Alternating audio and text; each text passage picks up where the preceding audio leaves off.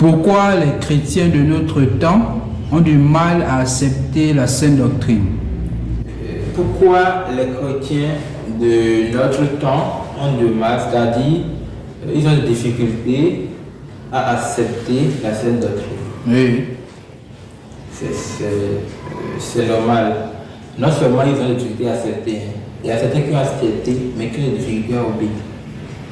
Bien, ça, avec le livre de 2 Timothée, chapitre 4, verset 3, il dit, car il viendra un temps.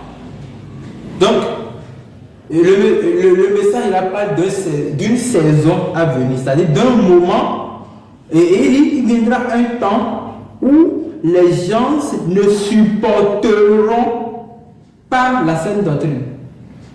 Donc, ça dit que à ce moment où l'apôtre Paul parlait à Timothée, disons que les gens acceptaient la sainte doctrine, ils supportaient ça. Pourquoi on peut dire que les gens accepteront pas la sainte doctrine? Ça veut dire que la sainte doctrine paraît un message bien pesé, qui a de poids, parce que c'est le poids qu'on n'arrive pas à supporter. Donc il dit, quand il viendra un temps où les hommes ne supporteront pas, ça veut dire qu'ils vont voir que la sainte doctrine devient dure, difficile, qui peut obéir à ça. C'est un moment qui vient. Donc, en ce moment où l'apôtre Paul parlait à Timothée, les gens acceptaient la sainte doctrine, c'était facile. Bon, c'est pas facile. Bon, en tout cas, ils obéissaient à ça, ils supportaient ça. Mais il dit, le moment vient, et nous sommes dans le temps. Nous sommes dans le temps. Voilà pourquoi les gens ont du mal à accepter la sainte doctrine.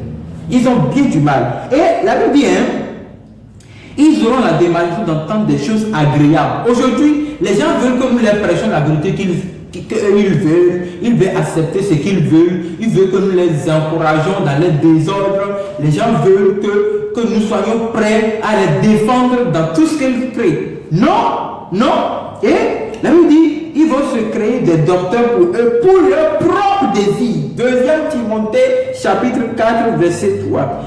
Et la Bible, verset 4 dit, ils détourneront l'oreille de la vérité et se tourneront vers les fables. Vous savez, les fables aujourd'hui, les fables de la parole de Dieu, c'est quand tu te lèves sur le pupitre, tu racontes des désordres, tu finis, on dit Alléluia, Amen. Des choses qui n'ont rien à voir avec la réalité de la vie chrétienne.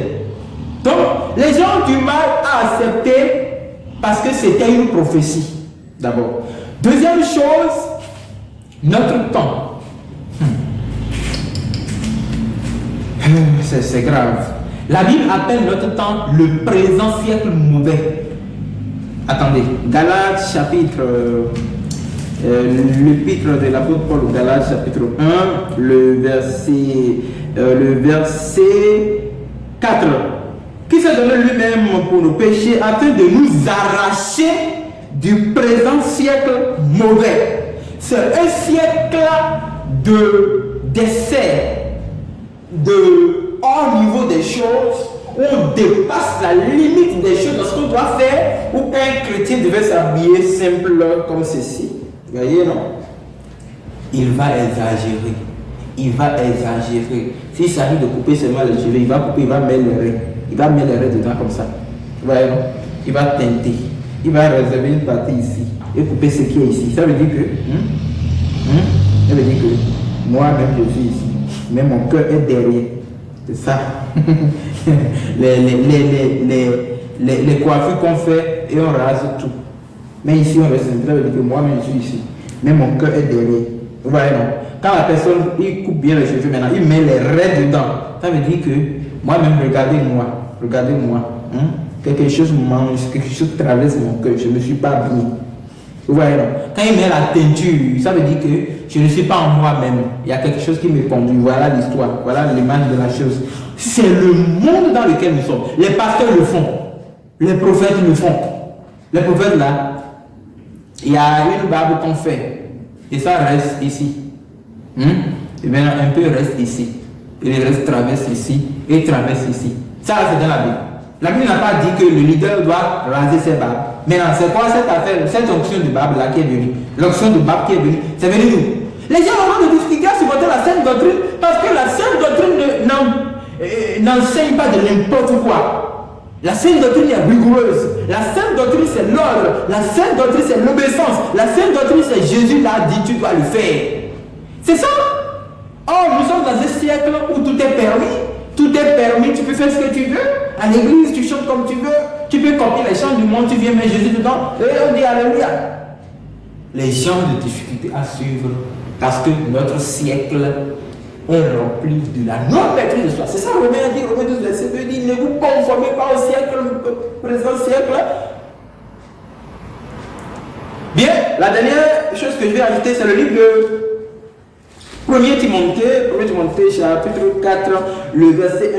Mais l'Esprit dit expressement que dans les derniers temps, quelques-uns abandonneront la foi pour s'attacher à des esprits séducteurs et à des doctrines de démons.